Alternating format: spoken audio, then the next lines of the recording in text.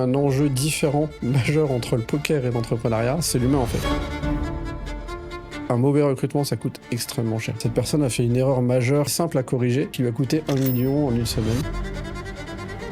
Ce que l'entrepreneur sous-estime le plus, c'est justement toute la gestion administrative d'une entreprise. Parce que le recrutement, c'est la douleur numéro 1 de tous les entrepreneurs. L'une des plus grosses difficultés, l'un des plus gros challenges des entrepreneurs, c'est de bien spécifier leurs besoins. Bonjour et bienvenue sur notre podcast. Je suis Christina, fondatrice d'Optimadmin et nous accompagnons les entrepreneurs qui souhaitent se libérer de tout ce qui les freine administrativement. La pré-comptabilité, le RH et toute l'organisation d'une société. Des centaines de chefs d'entreprise nous font déjà confiance et ma conviction profonde, c'est que déléguer n'est pas un aveu de faiblesse, mais une stratégie. Mon invité du jour, du coup, est Romain Nussmann. Toi, Romain, tu es fondateur de plusieurs sociétés. Tu es également coach en prise de décision. Tu as pu coacher des centaines d'entrepreneurs, dont Alec Henry. Tu as été aussi un ancien champion de poker. Est-ce que tu peux parler un petit peu de toi ? Alors, je pourrais parler de plein de choses. Tout d'abord, évidemment, merci pour l'invitation, Christina. Ça fait maintenant 6 ans que je suis dans l'entrepreneuriat. J'en ai monté 4 des sociétés. J'en suis à ma 5e, là. J'aime beaucoup, en fait, voir différents aspects des business, mais il y a quelque chose qui est commun à tous, effectivement, et comment développer une société. En l'occurrence, un sujet d'équipe, un sujet de recrutement et de besoins. Du coup, bien identifier les besoins d'un projet pour le faire. Et ouais, je suis passionné en fait par essayer de comprendre comment faire face à une problématique dans un business spécifique et comment trouver une solution et l'appliquer. Et ça tombe bien parce que en fait, quand on entreprend, on a des problèmes tous les jours. Oui. Donc, on a de quoi faire comme travail. Ouais. La particularité que j'ai, c'est que j'ai une démarche toujours de performance. Et donc, je cherche évidemment à chercher l'efficience. Et donc, par conséquent, je cherche à atteindre des gros résultats. Et souvent, c'est ce que les gens retiennent. C'est, OK, Romain va pouvoir me permettre de passer une nouvelle étape et de comprendre quelque chose que possiblement je suis passé à côté dans mon business. D'accord. Et du coup, est-ce que ton passé de champion de poker a joué par rapport à tes ambitions aujourd'hui ? Est-ce que du coup, c'est le démarrage du coup de tout ça, de quelque chose ? En fait, la prise de décision, factuellement, la manière dont elle est structurée, intellectuellement parlant, c'est exactement la même chose, peu importe l'activité. Oui. Donc ça m'a aidé. Oui, c'est sûr. Mais au final, il y a quand même un enjeu différent, majeur entre le poker et l'entrepreneuriat. C'est l'humain, en fait. Oui, oui, oui. Et je pense que c'est ce qui est le plus difficile dans la vie de manière générale. L'humain est super important. Alors que le poker en soi, c'est beaucoup d'analyse d'informations, très mathématique, et donc c'est assez éloigné de l'humain. Et moi, j'ai été assez marqué par ça, parce qu'effectivement, c'est la plus grosse différence qu'il y a entre les deux activités. C'est tout ce qui est finalement un petit peu irrationnel, entre guillemets, sur le côté humain, parce qu'il y a des choses qui peuvent être logiques, d'autres un peu moins. Et cet aspect important, si on veut atteindre un objectif ambitieux dans l'entrepreneuriat, c'est trouver les bonnes personnes et savoir justement comment les mettre au bon endroit et comment les manager. Ok. Donc toi, concrètement, ça fait combien de temps que tu es entrepreneur et qu'est-ce que tu t'es dit ? Qu'est-ce qui a fait que tu t'es dit, tiens, je me lance dans l'entrepreneuriat ? Alors, la manière dont moi je suis arrivé sur l'entrepreneuriat, c'est un petit peu de manière naturelle. Ce que j'entends, c'est que je venais de finir ma carrière de poker, c'était il y a 7 ans, en 2020. 6 ans, ouais. Ce qui m'a amené à l'entrepreneuriat, c'est quand je me suis retrouvé à rencontrer une personne qui était lui-même entrepreneur et qui faisait face à des problématiques. Il me les a racontées, en fait, sans que je connaisse exactement l'enjeu de son business, la nature de son business, exactement ça. Je lui ai amené, en fait, à prendre en considération un angle de vue différent, à comprendre son problème différemment et à du coup trouver une solution. Et en fait, il s'est dit, mais c'est quand même assez impressionnant. J'ai à peine de raconter quelle était la nature de mon business. Et en une demi-heure, t'as compris quelque chose que j'avais raté. Ensemble, on a trouvé une solution à appliquer immédiatement. Ouais. Et en fait, c'est ça la particularité de la prise de décision, c'est qu'elle est générale, elle est universelle. Moi, ce qui m'avait marqué quand je m'étais intéressé à ça, c'était de savoir combien d'êtres humains prenaient de décisions par jour. Je sais pas si tu connais le chiffre. Non, aucune idée, vraiment. Aucune idée. Si tu devais donner un chiffre, ce serait combien ? Combien de décisions on doit prendre dans une journée ? Ouais, dans une journée. Ok. Énormément. Enfin, c'est en fait chaque mouvement ou chaque chose que tu fais dans ta journée, rien que de te brosser les dents, c'est déjà une décision. non, j'imagine. Bah ouais. Donc j'imagine qu'on doit en prendre au moins une centaine dans une journée, non? J'en ai aucune idée, mais non, parce que tu vois, chaque mouvement finalement qu'on fait, c'est comme une décision qu'on prend. Donc on fait plus que 100 mouvements par jour alors. Oui. Ouais. Ok, donne-moi la réponse. Alors c'est grosso modo, c'est 35 000 décisions par jour. Waouh. Et en fonction de l'activité professionnelle qu'on fait et des enjeux, évidemment, entre 1% et 2% de ces décisions sont des décisions majeures à forte répercussion sur le lendemain et le surlendemain. Et donc, bah, ça revient à peu près à entre 50 et 70 décisions par jour fondamentales, et ça tous les jours. Ce qui revient à peu près à 1 million de décisions, si je ne me trompe pas, par mois, que ça fait beaucoup de décisions.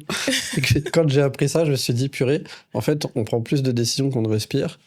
Qu'est-ce qu'on fait de ces décisions? Qu'est-ce que j'ai fait de ces 70 décisions aujourd'hui qui a potentiellement impacté mon business ou mes projets personnels, hein. Et c'est ce qui m'a amené à me dire, ok, donc c'est vraiment très sérieux, vu qu'on en fait tout le temps, comment ça marche et surtout comment prendre de meilleures décisions. C'est vraiment ça l'élément central qui m'a amené à justement en faire vraiment mon expertise principale. Aujourd'hui, il n'y a pas un moment où je me mets en application moi-même les méthodes que j'ai implémentées, designées et aussi récupérées, hein, parce que je m'inspire de ce qui est déjà existant, pour devenir un meilleur preneur de décision. Ok, intéressant. Et du coup, toi, en tant qu'entrepreneur, quand tu t'es lancé, est-ce qu'il y a des choses que tu n'avais pas anticipées et du coup qui te sont tombées dessus comme ça Alors, je dirais qu'il y a la théorie et la pratique, en fait. Et ça, tu vois, je le vois à chaque fois chez tous les entrepreneurs que je rencontre, ou dirigeants d'entreprise, hein, même, il n'y a pas forcément que entrepreneurs. C'est qu'il y a un énorme écart, en fait, entre la théorie et la pratique. Oui. C'est-à-dire que on peut anticiper dans la théorie, mais dans la pratique, il y a énormément de choses qui sont différentes. Et la raison à ça, c'est que on est dans un environnement dynamique. Il y a beaucoup d'événements qu'on peut prévoir et beaucoup d'événements qu'on ne peut pas prévoir. Et en fait, c'est constamment de l'adaptation. Et le meilleur exemple que j'ai pour ça, c'est que l'une des plus grosses difficultés, l'un des plus gros challenges des entrepreneurs, c'est de bien spécifier leurs besoins. Oui. Par rapport à un problème ou par rapport à un objectif donné. Et si tu calibres mal ton besoin, bah déjà tu pars avec un handicap majeur, voire même possiblement, bah tu tires à côté. C'est-à-dire que tu n'as même pas trouvé une solution qui est adaptée à ton problème parce que tu n'as même pas compris quel était le besoin de ton problème. Et ça, c'est du quotidien et ça peut coûter très cher. Et ce qui me marque le plus et ce que je traite le plus avec les entrepreneurs, c'est le recrutement. Parce que c'est l'humain. Et l'humain, c'est ce qu'il y a de plus difficile. Et un mauvais recrutement, ça coûte extrêmement cher. Vraiment, là, j'ai en tête, il y a 2 mois, un des entrepreneurs avec qui je collabore, il a fait un mauvais recrutement pour son chef des opérations. Donc, c'est quand même un rôle important. Et il s'est avéré que son business fait grosso modo 20 millions par an de chiffre d'affaires. Et cette personne a fait une erreur majeure, assez simple à corriger, mais qui lui a coûté 1 million en une semaine. 1 million d'euros. Donc, on parle pas de petites sommes. Et pourquoi 1 million d'euros, c'était le coût de... C'est quoi? Cette personne a fait une erreur qui a coûté 1 million d'euros? Enfin, c'est... Ouais. Bah, en fait, dans tous les cas, il y a un enjeu d'équipe, surtout quand quelqu'un a des responsabilités. Et si cette personne délègue mal certaines tâches de l'entièreté de l'entreprise, il y a des tâches qui peuvent en fait faire par effet cumulé amener des situations et des contextes qui peuvent avoir des enjeux financiers majeurs là-dessus. Et en l'occurrence, ce business en question, c'était un événement en direct, une sorte de campagne publicitaire où ils ont accueilli des dizaines de milliers de possibles clients avec comme projet de générer des chiffres d'affaires et du business avec ces dizaines de milliers de clients. Et il y a eu un problème technique. Et ce problème technique a fait perdre justement une très grande quantité de ses clients. Ah oui, ok. Voilà, donc c'est juste problème technique, mais problème technique égale 1 million d'euros dans cette situation. Alors, c'est pas tous les business qui peuvent avoir des enjeux aussi élevés. Et la raison à ça, c'est qu'il y avait un problème de qui devait être responsable de cette mission de problème technique. Et en fait, personne ne savait. Donc, il y avait un problème de communication, un problème d'organisation. Problème de management, finalement. Ok. Et comment est-ce qu'il aurait pu faire, du coup, qu'est-ce qu'il aurait dû faire pour éviter cette erreur de recrutement, selon toi? Comment il aurait pu anticiper, en fait, cette situation, finalement? Ouais, je dis toujours la même chose. La première étape, c'est le besoin. Si tu sais pas de ce dont tu as besoin, comment tu veux trouver la bonne personne? Ouais. Ouais, et ça, c'est dans le recrutement de manière générale. Mais même, c'est dans les partenariats stratégiques aussi. Et même, j'ai envie de dire, dans les clients, parce que si on ne sait pas exactement quel type de client on recherche en termes de besoins par rapport à notre positionnement de notre entreprise, c'est pareil, on va peut-être pas parler aux bons clients, et donc les clients ne vont pas venir, on va pas comprendre pourquoi. Donc le besoin, c'est dans tous les sujets, c'est vital. Et c'est relativement difficile à identifier, surtout quand ce besoin, il concerne une expertise dont on n'est nous-mêmes pas experts. Oui. En fait, je pense que le mieux, c'est de se tourner vers une spécialiste du recrutement, en fait, parce qu'elle elle va bien cadrer le truc, elle va auditer le besoin, elle va rédiger, tu vois, une offre d'emploi qui correspondra exactement et qui attirera aussi, du coup, les bons profils. Et tu vois, elle vérifiera les références. Enfin, elle pourra faire plein de choses que l'entrepreneur, finalement, n'a pas forcément le temps, parce que j'imagine que cet entrepreneur a dû peut-être recruter à la va-vite, peut-être aussi un petit peu au feeling, tu vois. Qu'est-ce que tu penses de ça, de faire appel, du coup, peut-être à une personne extérieure spécialisée dans le recrutement? Personnellement, c'est à chaque fois ce que je fais comme solution. Pour moi, par contre, j'ai tendance à limiter les actions sur les agences de recrutement. Ouais. La raison à ça, c'est que, bon, ça m'arrive d'en utiliser, ça dépend évidemment et justement, on en revient toujours à la même chose, des besoins. Mais le problème du recrutement, c'est que le recruteur, il est au service du client, sauf que si le client ne sait pas lui-même le besoin, le recruteur va mal recruter. Oui, c'est vrai. Mais voilà, mais c'est pas qu'il... Alors, peut-être qu'il me recrute mal, mais même s'il recrute bien, si le besoin est mal calibré, du coup, le recrutement va pas marcher. Alors, les bons recruteurs savent ça et donc essayent de clarifier le besoin des clients, mais même en le faisant, c'est beaucoup plus difficile, en fait, de définir le besoin sans être dans le business respectif, et eux, c'est pas des experts en business. Et moi, justement, c'est pour ça que, du coup, je me retrouve régulièrement à intervenir. Ouais, du coup, c'est toi qui interviens à ce niveau-là. Tu peux les aider et les accompagner pour bien définir leurs besoins, finalement. Exactement. En fait, j'augmente la probabilité de bien comprendre quel est le type de rôle et responsabilité à rechercher. Et du coup, ça facilite le recrutement et ça réduit, du coup, par conséquent, évidemment, les risques d'échec. Parce que le recrutement, franchement, je pense que c'est la douleur numéro 1 de tous les entrepreneurs. Ah oui. Et en général, quand on rate, malheureusement, j'en connais quand même beaucoup, j'en connais plus dans cette situation, qui sont un peu traumatisés du recrutement. Ouais. Parce que il y a tellement eu d'échecs, en fait, que tu te dis, purée, on va encore revivre la même chose, c'est catastrophique. Du coup, ce qui fait que maintenant, la meilleure solution, enfin en tout cas la solution que j'utilise plus souvent que le recrutement, en fait, c'est des prestataires externes. Et j'ai moi-même monté ma propre entreprise comme ça, parce que je propose un pôle commercial, donc je propose des commerciaux et de les mettre à disposition. Et donc, c'est une alternative un peu au recrutement, parce que soit tu vas chercher un recruteur qui va chercher un commercial, soit tu prends un prestataire qui, lui, est expert dans le pôle commercial et qui va te mettre à disposition des commerciaux. Et là, du coup, c'est différent parce que tu fais affaire à quelqu'un qui est expert dans cette expertise. Exactement, ouais. Je pense que ça, c'est vraiment l'idéal dans tout, hein. Donc, évidemment, ça existe chez toi dans le commercial, ça existe aussi dans l'administratif, dans les ressources humaines, et je pense que l'idéal, c'est ça, c'est vraiment de faire appel à des experts du domaine, en fait, que tu recherches et qui correspond du coup à ton besoin. Ouais. Je sais pas si tu connais EMI GSO comme entreprise. C'est ils font 250 millions de CA il y a 3 ans, donc peut-être que maintenant mon info est obsolète. C'est une filiale de Alten, qui est une boîte du CAC 40. En France. Et leur spécialité, c'est de former des project managers, comment on dit en français, chargés de projet, ouais. Des chargés de projet, donc ils sont spécialisés là-dessus, et ils les mettent à disposition sur principalement des grandes entreprises, enfin au moins moyennes et grandes entreprises. Et donc du coup, en fait, c'est leur business. Hein. Il y a une carence sur la gestion des opérations, donc on en revient toujours à la même chose, délégation, gestion des opérations. La particularité, c'est qu'ils ont une expertise haute, c'est qu'ils maîtrisent des opérations, ils ont formé plein de personnes qui maîtrisent ça et qui est orienté par leur vision à eux des opérations, et ensuite ils apportent cette expertise à quelqu'un. Donc c'est un équivalent on en revient sur ce même mécanisme.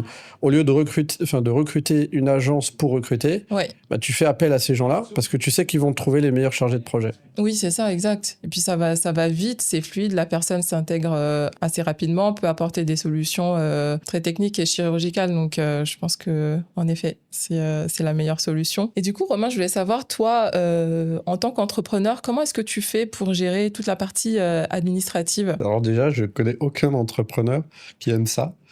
Je sais pas si ça existe. Non, je te confirme, ça n'existe pas. Ok, Hein, voilà. je suis dans le cœur du métier, donc je peux t'assurer que ça n'existe pas. Ouais. Bah ouais, parce que de toute façon, on n'entreprend pas pour faire de l'administratif. Enfin, à part si on fait une boîte pour gérer de l'administratif, Oui. ou de la comptabilité, ou toutes les tâches qui sont proches de ça. Comment je fais? Alors, j'ai très longtemps rien fait, en fait. Waouh, non. Voilà. C'est-à-dire, je laisse et puis Ah, là, j'attends. c'est horrible. Ok. Bah, je pense que c'est les... Enfin, je pense que Quelle est la plus longue période où tu n'as vraiment rien fait? Genre, t'as attendu combien de temps avant qu'il se passe quelque chose sur ta partie administrative, de remettre de l'ordre? Enfin, justement, en général, tu sais, quand tu fais... Est-ce que ça se compte en années? Ouais, non, alors, des fois, il y a des choses qui apparaissent, tu vois, genre 3 ans plus tard, et forcément, il y a des... Bon, on espère que les conséquences soient pas trop graves, mais en général, tu t'aperçois très longtemps après. Je te donne quelque chose de très simple. J'avais oublié de me désabonner à quelque chose que j'utilisais pas sur un outil technologique, et du coup, je me suis aperçu que ça m'avait coûté 2000 € juste à ne pas le désactiver, et je l'avais pas fait. Ouais. Voilà. Bon, ça, c'est encore, bon, c'est 2000 € de perdu, mais ça peut être des choses beaucoup plus compliquées sur l'administratif, sur tout ce qui est légal et juridique. Et là, il y a des vrais risques. Ça, très souvent en plus, quand il y a des risques, c'est facile, quand tu es sous pression, de te retrouver à ne pas t'en occuper, et puis oublier, et puis après, avoir les conséquences qui sont parfois désastreuses, et devoir payer, en fait, moi j'appelle ça de la dette. Payer la dette de ce que tu n'as pas fait ou de ce que tu n'as pas voulu faire. Ouais, c'est exactement ça. Et au niveau du coup de ta gestion administrative, quelle est la chose la plus chronophage que tu n'avais pas anticipé? Le truc le plus chiant, où tu t'es dit, ah, mais je pensais pas que ce serait aussi chiant, tu vois? Oh, tout est tellement douloureux pour moi que c'est compliqué de pouvoir classer quelque chose de plus haut que le reste. Ouais. Mais en gros, en fait, je pense que le vrai coup, en tout cas me concernant, et d'ailleurs je pense aussi quand je réfléchis à tous les entrepreneurs quand on discute de ces sujets, c'est quand même une tendance assez majeure. Je pense que le vrai coup, c'est la charge, en fait, la charge mentale. C'est-à-dire le fait d'y penser et de te dire qu'il faut le faire, mais que t'as pas envie de le faire et que t'as d'autres choses à faire. Et surtout, moi, ce que j'aime bien, quand je discute avec les entrepreneurs aussi, parce qu'il y a un sujet de délégation, que ce soit administratif, ça peut être beaucoup plus global, j'adore faire cet exercice, je sais pas si tu connais, où tu fais une comparaison entre ce que tu dois faire en termes de mission à forte valeur ajoutée et ce que tu fais dans la réalité. Donc l'écart entre la théorie et la pratique. Ouais. C'est-à-dire, tu prends ton agenda de la semaine dernière, tu regardes toutes les tâches que tu as faites, et tu donnes une valeur à chacune de ces tâches. Oui, ok. Voilà. Et en général, ce qui est intéressant, c'est de se poser la question, quel est le taux horaire estimé que l'entrepreneur peut faire en créant de la valeur? Je te donne par exemple un exemple simple.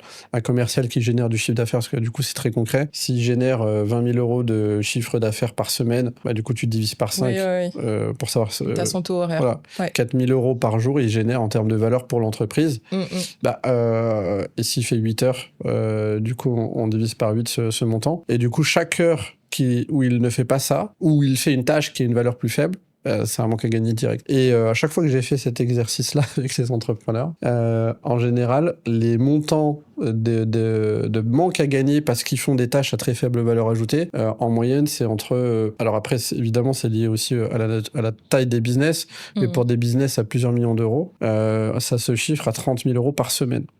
Wow. Ouais. Et souvent d'ailleurs, c'est ce qui crée la réaction. C'est-à-dire qu'en gros, quand ils font... en fait, tu fais le calcul et tu lui montres noir sur blanc que voilà ce que tu as perdu en fait, en continuant, en continuant sur cette voie-là. Exactement. Et donc en général, ça marche. C'est-à-dire que la semaine d'après, ils recrutent. Il y a un remaniement la semaine d'après, quoi. Ouais. Ok, écoute, c'est top. Tu leur permets d'ouvrir les yeux et de pouvoir générer ensuite plus de chiffres. Donc, Ouais, très intéressant. et surtout la charge mentale. Je pense que ça, parce que c'est un coût caché en fait. On le voit pas, on peut pas le mesurer. Mais le fait de plus y penser et de pouvoir du coup penser à des sujets qui ont plus de valeur, ça, je pense que c'est un coût inestimable qui a une très très haute valeur ajoutée. Mais et du coup, est-ce que ces entrepreneurs s'y tiennent? Tu vois, par exemple, tu leur dis, OK, bah là, tu perds 30 000 euros en continuant comme ça. Est-ce qu'ils arrivent à tenir cette bonne résolution? S'ils le font tout seuls, non. Voilà. OK, Non. donc d'où le fait d'être accompagné, ouais, c'est indispensable en fait. Bah, même au niveau de l'entrepreneur lui-même, doit être accompagné par, Ouais, par alors quelqu'un, quoi. je pense aussi que la raison à ça, en fait, je pense qu'on a tous conscience de ça. Mm. Je pense que la raison pour laquelle ça se fait pas, c'est que déjà, on ne sait pas forcément quelle est la solution idéale. Mhm. Et c'est que ça nous demande de faire un changement et de faire un effort, de mettre en place ça, sans Oui. savoir exactement comment s'y prendre. Ouais. Et donc, il y a tellement d'efforts et d'inconnus sur cette phase de transition Mm. que du coup, on le reporte à chaque fois et on le fait pas, quoi. Oui, parce que c'est vrai qu'au début, ouais, ça demande un effort. Donc, et donc, ouais, ils tiennent pas forcément cette période-là où il faut faire un effort Mm. pour ensuite pouvoir voir les résultats, ouais. Mm. Ok, je vois. Ok, bah écoute, on va maintenant parler chiffres. Est-ce que tu as déjà eu peur pour ta trésorerie Alors, quand on entend par trésorerie, c'est de mon entreprise? de ton entreprise ou même de tes clients, hein, peu importe, hein. Est-ce que tu t'es dit, par exemple, sur un client, ah mais celui-là, il va vraiment droit dans le mur? Est-ce Ah, que tu as déjà eu peur pour un client ou pour toi? alors, je dirais que c'est pas peur, mais c'est que toute entreprise, à partir du moment où on a de l'ambition, parce qu'on n'est pas obligé non plus de vouloir faire une entreprise très Ouais. grosse, Ouais, bien sûr. mais à partir du moment où on est dans une démarche de progression, en gros, c'est ça mon point, je pense que on se retrouve confronté nécessairement à ce genre de choses. Parce que si on veut progresser, il faut prendre des risques. Alors, ça veut pas dire prendre un risque qui va détruire l'entreprise, mais ça veut dire prendre un risque qui peut générer des difficultés. Surtout que le contexte est dynamique, il y a plein de situations qu'on rencontre, il y a aussi des changements de règles légales dans le pays dans lequel on est qui peuvent remettre en question notre business model. Enfin, il y a plein de raisons à ça. Du coup, oui, ça fait pas. En gros, je pense que c'est obligatoire, ça fait partie de l'expérience d'un entrepreneur d'être confronté à ça. Ouais. Et selon toi, du coup, qu'est-ce qui permet d'anticiper ça, d'anticiper le trou dans la trésorerie? Qu'est-ce qu'il aurait pu faire pour éviter ça? Est-ce que pareil, tu penses à peut-être une solution externalisée, tu vois, parce qu'il existe aussi des RAF, des DAF externalisés qui peuvent aider l'entrepreneur à, tu vois, à faire des projections. J'ai un DAF externalisé, donc j'ai fait le choix de ne pas recruter un DAF aussi parce que j'ai pas besoin à plein temps. Parce que ça aussi, c'est un enjeu, donc ça revient sur le besoin. J'ai besoin d'un part-time. Ça coûte cher un DAF, hein. Le taux, en fait, le taux horaire, tous les entrepreneurs ne peuvent pas se permettre de prendre un DAF, en effet, à temps plein. Donc c'est vrai que la solution externalisée est une bonne solution, voilà, si tu veux juste quelques heures. C'est rigolo que tu parles du prix parce que tu vois, j'y ai même pas pensé moi. Parce que, en fait, je me suis dit, c'est obligatoire en fait. Je me suis même pas posé. Enfin, j'ai pas le choix. Donc, peu importe du prix, il en faut un parce que sinon les conséquences vont être assez douloureuses. Donc, ouais, en fait, ça c'est parce que en fait, je sais qu'il en faut un. Par contre, sur l'administratif, tu vois, moi j'ai longtemps fonctionné sans déléguer, mais parce que ma solution, ça a été, je ne le fais pas. Ouais, c'est horrible. Mais ensuite, t'as des problèmes après, non? Ouais. Forcément, ça engendre des problèmes financiers. Pour revenir à ce que tu as dit tout à l'heure, la facture, enfin l'abonnement que tu as oublié d'annuler, et puis ça t'a fait payer 2000 euros pour rien finalement. Ouais, je pense que c'est plus la perte de temps, parce que c'est un coût en fait. On en revient sur la dette, c'est la dette de temps. Par exemple, là, j'avais pas, enfin, je me souvenais plus de la date, mettre à jour un document légal de statut de société. Et le fait de m'en être rendu compte quasiment au dernier moment, du coup, tu n'as plus le choix, tu es obligé d'y aller en urgence. Et du coup, tu perds 2 jours. Oui. Voilà. Donc c'est ça en fait. Tu l'as pas fait, du coup ça va te prendre beaucoup plus de temps quand tu vas devoir le faire en urgence. Ouais, et ça, si tu avais une assistante ou quelqu'un qui t'aurait rappelé ah tiens, t'as ça qui est pas à jour, t'aurais pas eu ce souci. Ouais, et j'ai eu une assistante, tu vois, perso. Ouais. On appelle ça virtual assistante, je crois. la vraie difficulté que j'ai eue dans mon expérience, je l'ai eu quoi? Je l'ai eu à peu près 1 an. Mais ça s'est arrêté naturellement Oui. parce que le problème que j'avais, c'est que c'était difficile pour moi de lui dire quoi faire. Ouais, tu sais pas déléguer. Tu ne savais pas quoi lui déléguer à elle. Ouais, ou sinon, tu sais, je sais pas si ça t'arrive, toi, dans l'émission avec qui tu collabores, mais je me disais, purée, il faut que je lui donne, enfin, il faut que je délègue cette tâche-là. Ouais. Mais il va falloir que je lui explique.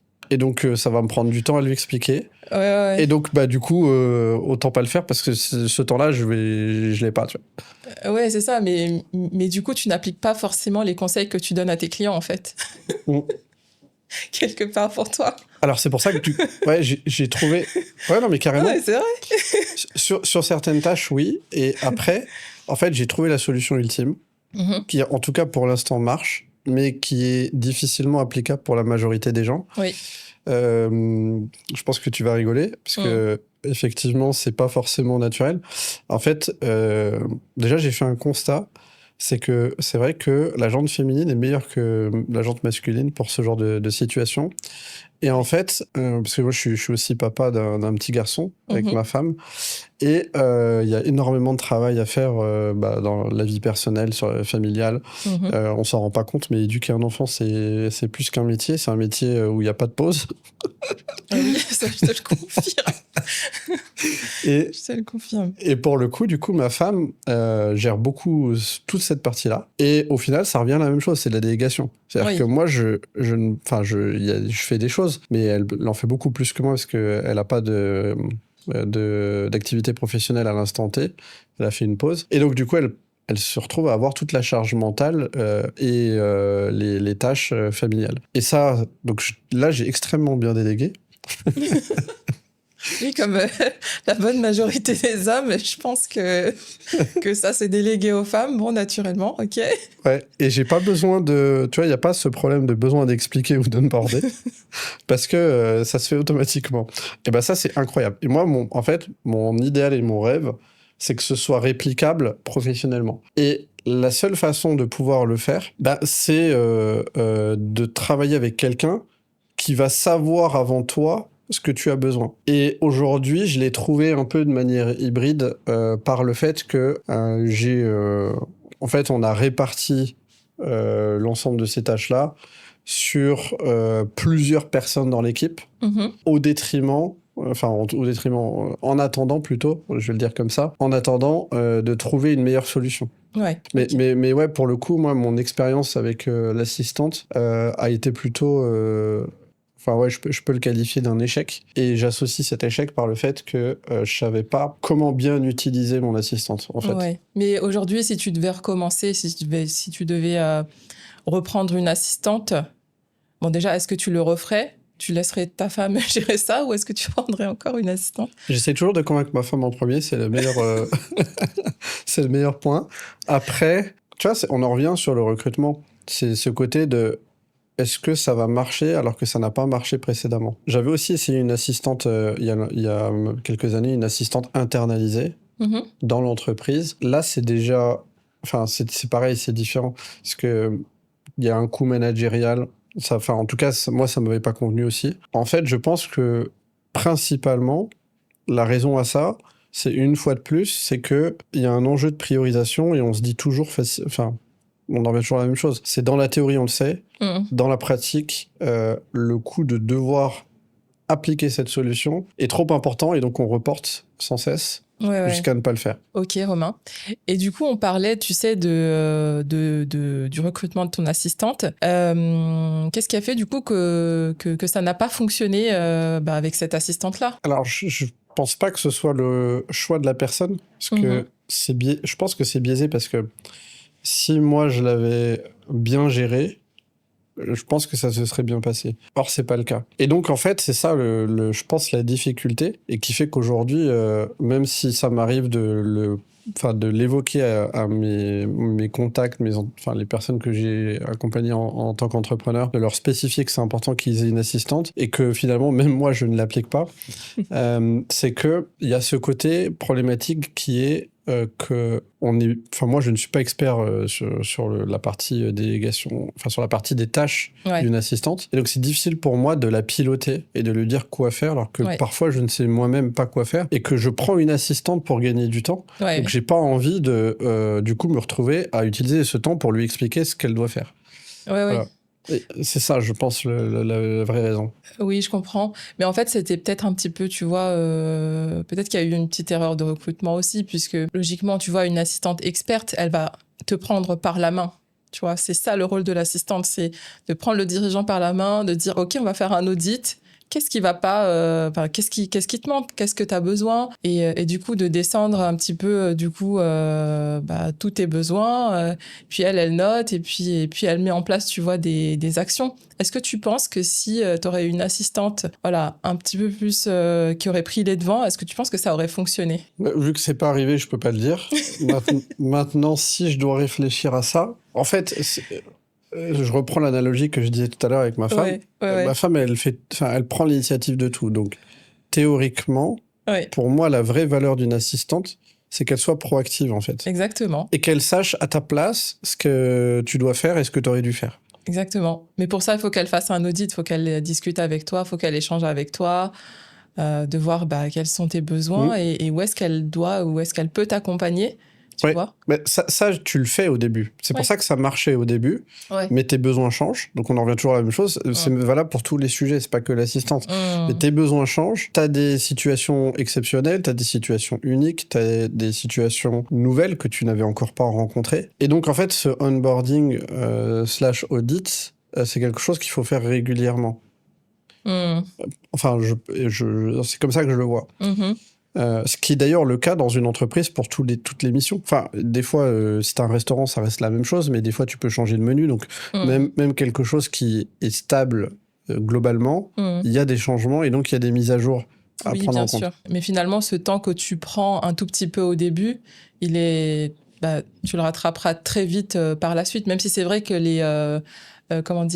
les process changent au fur et à mesure. Ça, il n'y a pas de souci. Mais je pense que prendre un tout petit peu de temps avec son assistante et lui expliquer ce que tu attends vraiment d'elle, ça peut être que bénéfique, je pense. Alors dans la théorie, oui. Dans la pratique, c'est ce que j'avais fait. Et je pense que la raison pour laquelle je le fais pas aujourd'hui, c'est aussi parce que la solution, en tout cas que j'ai testée, est sûrement pas assez adaptée à mon point, à moi. Et du coup, moi, ma question par rapport à ça, puisque toi, tu mets en place justement des assistantes, qu'est-ce qui, selon toi, serait la solution la plus adaptée par rapport à moi, avec tout ce que tu connais de moi et de ce qu'on est en train de discuter? Tout dépend si ton besoin, c'est un besoin personnel. Est-ce que c'est plutôt de l'assistanat personnel? Est-ce que c'est plutôt t'assister sur la gestion de ton entreprise? Tu vois, parce qu'en fait, il y a plein de sujets. T'as l'assistanat personnel, donc elle va s'occuper... Elle peut, par exemple, organiser tes vacances, réserver tes billets d'avion, hôtel, réserver un restaurant, enfin, tu vois, des choses comme ça. Il y a la partie aussi gestion d'entreprise. Et là, elle peut traiter tes courriers, répondre au service des impôts, traiter tout ce qui est les éléments de paye, par exemple, l'échange avec les salariés. Tu vois, en fait, avant de partir sur un type d'assistante ou une solution, je dois d'abord comprendre, tu vois, ton besoin. Donc aujourd'hui, j'imagine qu'à la maison, c'est ta femme qui s'occupe de tout. Donc ton besoin va s'orienter peut-être plutôt sur ton côté gestion d'entreprise. Alors ouais, mais tu vois, parfois j'ai des déplacements professionnels. Donc là, du coup, c'est pas ma femme qui le fait. Malheureusement. Enfin, j'ai pas encore réussi à la transformer en assistante. C'est pareil, je me dis toujours, c'est un événement nouveau. Enfin, c'est une destination souvent nouvelle. Et donc, il faut trouver tout ce qui est nécessaire pour le déplacement, même le billet d'avion. Et donc, le temps que ça me... Enfin, en tout cas, c'est la manière dont je le projette. Le temps que ça me prend de me dire comment je vais lui expliquer, je le fais, ça va être pareil. Non, mais une assistante, normalement, qui est expérimentée, en fait, tu as juste à lui dire écoute, j'aimerais partir aux Seychelles avec ma femme et mes enfants. Elle va te poser des questions. Elle va te dire OK, qu'est-ce que tu aimes comme type d'hôtel? Oui, évidemment, ça prend un peu de temps. Voilà, c'est ça. Oui, tu peux lui faire un vocal. Non, mais c'est vrai, tu lui fais un vocal. Parce qu'en fait, les assistantes, elles savent que les entrepreneurs pardon, sont débordés. Donc, elles attendent pas de toi un truc hyper carré, des process sur Notion, tu vois. Normalement, une assistante, elle est censée vraiment s'adapter à toi et ensuite te sortir un truc bien nickel, bien carré. Tu comprends? Ouais, bien sûr. C'est juste la projection de se dire... En fait, c'est la difficulté de mesurer, enfin en tout cas sur cette tâche-là, parce que les vacances c'est quelque chose, mais par exemple plus sur le côté administratif, les emails c'est méga long, donc ça c'est très douloureux et ça c'est facile de mesurer pour le coup, les emails. Mais c'est pareil, un des points c'est qu'aujourd'hui mon besoin est aussi différent d'avant, parce que autant mon assistante quand je l'avais, le besoin était assez volumineux. Aujourd'hui il est plus faible. Par le contexte de mon entreprise et aussi par le fait que j'ai une équipe où chacun a une petite partie qui lui est propre. Mais donc je dirais qu'aujourd'hui, mon vrai besoin, il doit être autour de 1h30, 2 heures par jour, on va dire. D'accord. Global, si on cumule toutes les tâches. Et du coup, vu que c'est pas un fort volume à l'instant T, je vais pas forcément aussi projeter de la même manière ce besoin-là. Mais là, tu te trompes. Ouais. Parce qu'en passant justement par des agences spécialisées comme la nôtre, hein, entre autres, l'avantage c'est que tu peux justement avoir une assistante qui va travailler seulement 1 à 2 heures par jour, il y a aucun souci. Tu vois, le nombre d'heures reste modulable. Et puis voilà, c'est aussi une bonne solution pour les petits entrepreneurs qui n'ont pas forcément un gros budget, mais qui ont besoin quand même d'avoir cette compétence que leur assistante puisse gérer soit comme je disais la vie perso ou l'organisation au travail, au bureau, ça leur permet quand même du coup d'avoir cette personne-là et ça leur enlève de la charge mentale. Donc en fait, il faut juste chercher les bonnes solutions. Ouais, et donc la raison aussi, ça c'est... Parce que pour le coup, c'est un sujet que je maîtrise en théorie, que j'ai appliqué en pratique. Sauf que là, je le fais plus. Je crois que ça doit faire 6 mois que j'en ai plus. Et aussi, je pense le point aussi à ça, si ton volume est pas assez élevé, ou en tout cas tu l'estimes pas, enfin peu importe, peut-être que tu l'as mal estimé, mais supposons que tu l'aies bien estimé, te dire de pas le faire est une bonne solution aussi. Si t'as pas la conséquence immédiate dans les 6 mois sur le fait de ne pas le faire. Donc j'aimais mon hypothèse, mais du coup derrière tu as ta charge mentale, en fait t'as le truc derrière qui tourne. Ouais, mais du coup c'est ça. En gros il faudrait que j'aille voir si je me suis pas trompé sur le coût que j'ai estimé que ça valait de ne rien faire. C'est ça, parce qu'en fait ça continue à tourner en arrière-plan dans ton cerveau en fait. Alors que là, si tu le donnes à quelqu'un qui le traite tout de suite, c'est fait, c'est fini, tu t'inquiètes plus, c'est terminé, tu passes à autre chose. Ouais, et tu vois, pour tous les entrepreneurs en tout cas sur les sujets, c'est quasiment, enfin sur la délégation, c'est quasiment jamais un sujet sur les assistantes. C'est principalement sur des postes à haute responsabilité, équipe dirigeante. Parce que je suis beaucoup plus sur la partie macro que quotidien. Donc je crois que ça m'est jamais arrivé. En tout cas, assistante, par contre, ça m'est déjà arrivé. Ça m'est déjà arrivé sur plutôt ce qui était SAV.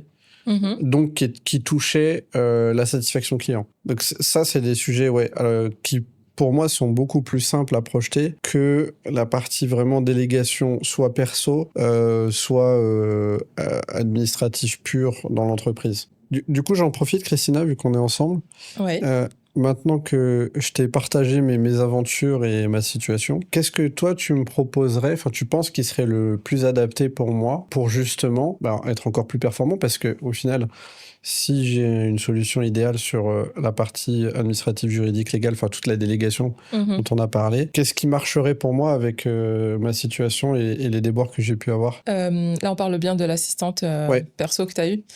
Écoute, pour toi, je pense que l'idéal, c'est vraiment de passer par une agence qui est vraiment spécialisée dans l'assistanat. Parce que tu vois, en passant par un recruteur, oui, ok, son job, c'est vrai que c'est de recruter selon toi, tes besoins, de bien respecter ton cahier des charges. Mais tu vois, il va pas avoir cette compétence technique d'une assistante administrative. Tu vois, il y a certaines choses, je pense, qu'il aura du mal vraiment à maîtriser, alors qu'en passant par une agence spécialisée du coup dans l'administratif, ces agences-là sont vraiment spécialisées dans l'admin. On va capter tous les petits détails. C'est-à-dire qu'une office manager, c'est pas le même profil qu'une assistante comptable ou une assistante ADV, tu vois.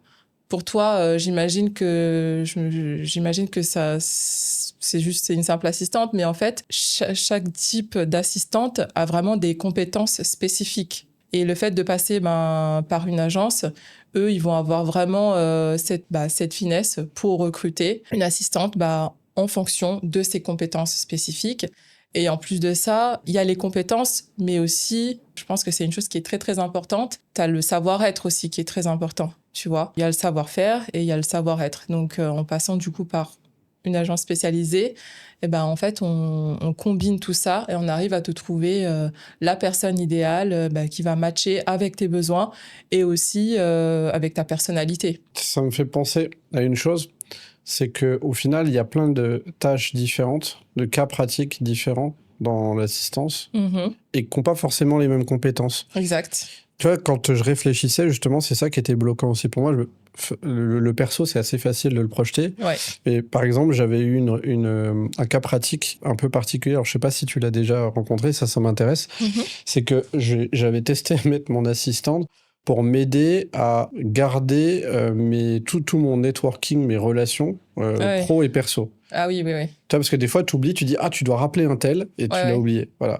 Et quand tu commences à avoir des volumes assez conséquents de contacts, c'est ultra difficile. Donc, on pourrait se dire « Tiens, je vais prendre un CRM », mais c'est pas des clients, quoi. C'est des relations. Personnalisées, ouais. Et pro et perso aussi. Ouais. Et donc, j'avais essayé de justement l'onboarder, lui expliquer « Ok, j'ai besoin que tu m'aides à mettre en place une solution qui me permette de ne pas oublier qu'il faut que je contacte telle ou telle personne. » Ça n'a pas marché, mais parce qu'elle ne l'avait jamais fait aussi, tu vois. Oui, c'est ça. Et donc, ouais, ça m'intéresse. Qu'est-ce que tu en penses déjà de ce type de tâche ?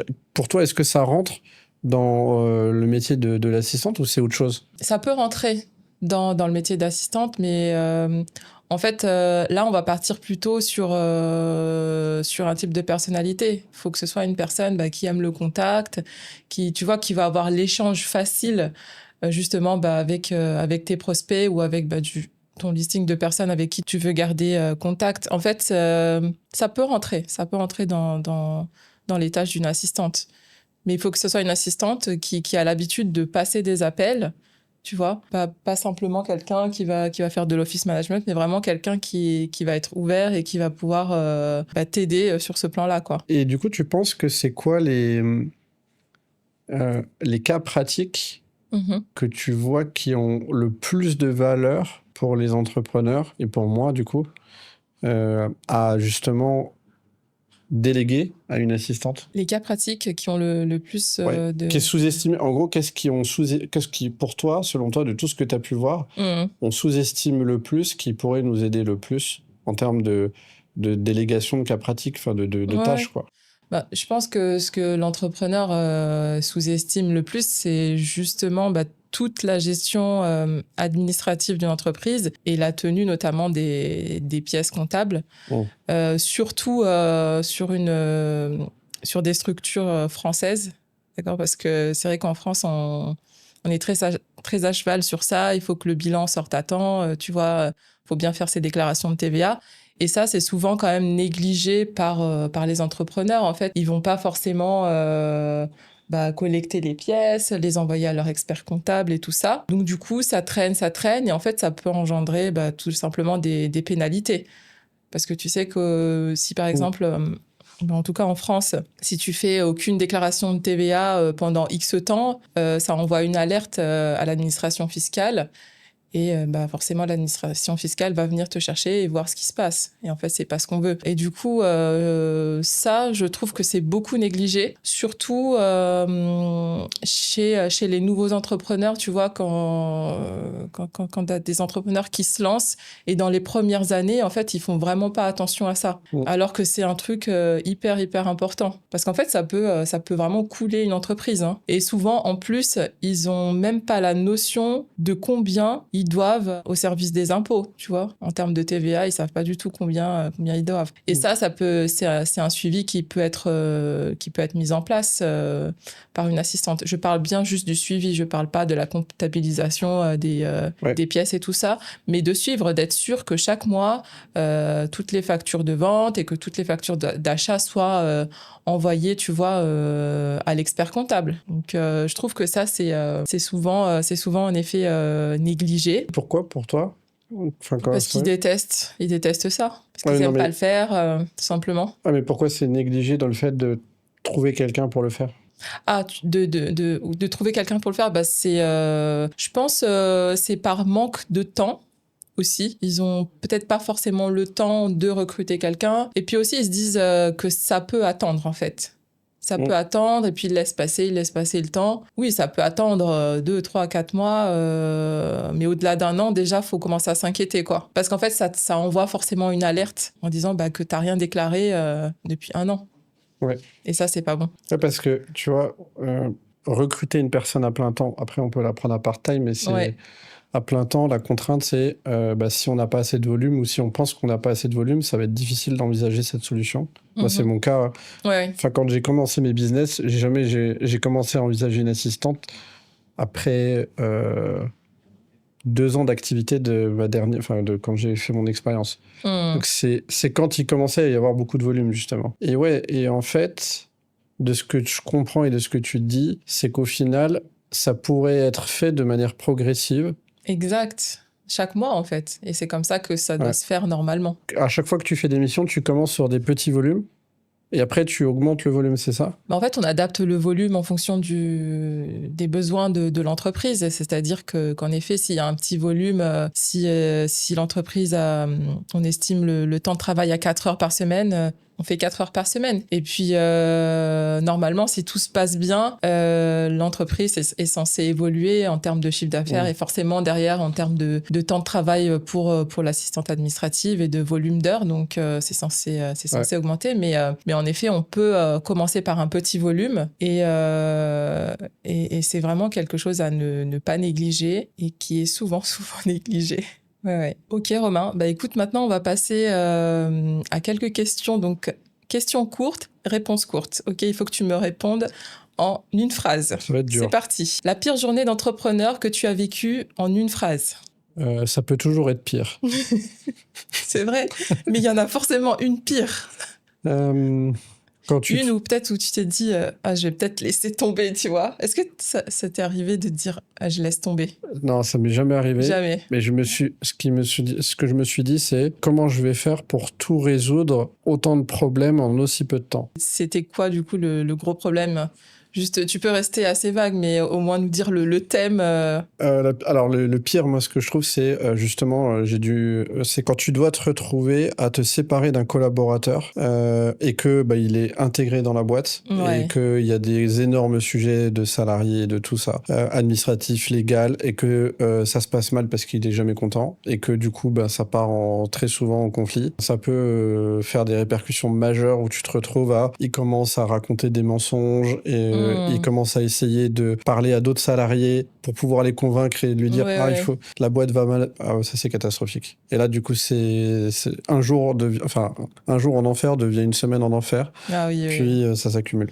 Oui, parce que du coup tu t'inquiètes forcément pour les autres collaborateurs, quoi. Pour toute l'équipe, se séparer d'un collaborateur salarié, c'est très très compliqué. Ouais, c'est une tannée. Tu peux pas arrêter du jour au lendemain, donc t'es obligé de le garder.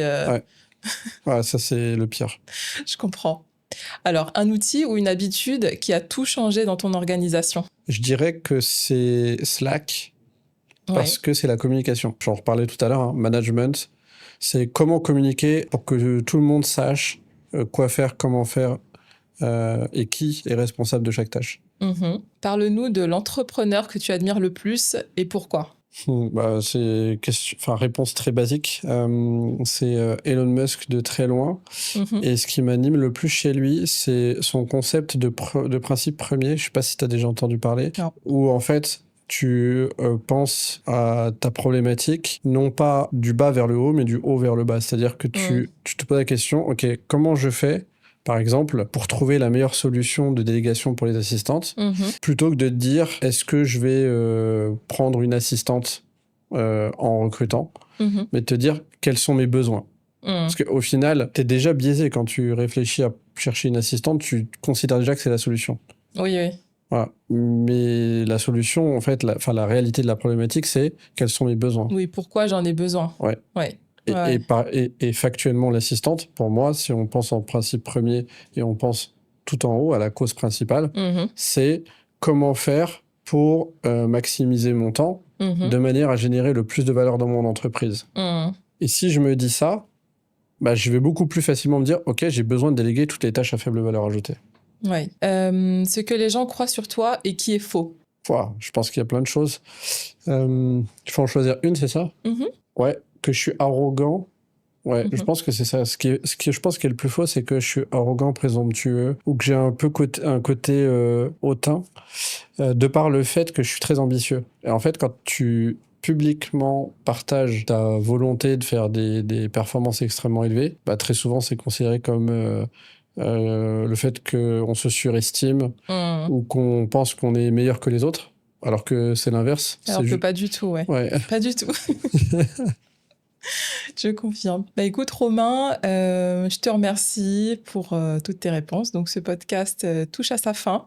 Je te remercie pour ta transparence, tes conseils précieux et ton retour d'expérience en tant qu'entrepreneur. Merci, Romain. Merci, Christina, pour cet échange. Ça m'a permis aussi de réfléchir à des solutions. Donc, du coup, il faut que moi-même, je puisse aussi réfléchir à pourquoi, aujourd'hui, j'ai mis de côté, tu vois, cette solution de prendre une assistante pour 4 heures par semaine. Parce qu'en fait, en gros, c'est ça.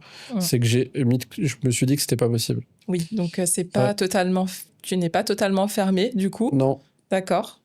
Mais parce que je ne pensais pas que cette solution existait, en fait. Ouais. Voilà, c'est pour ça. Donc, c'est toujours la même chose. Si tu ne sais pas que ça existe, tu vas pas chercher la solution. Tu vas pas chercher. Et oui. Et maintenant que tu le sais, j'espère que tu feras le choix de prendre une assistante qui pourra t'accompagner. Après, encore faudra-t-il trouver la bonne assistante. Mais ça, exactement. Mais tu sais à qui faire appel pour ça. Ça marche. Merci. Merci, Romain. À bientôt. À bientôt.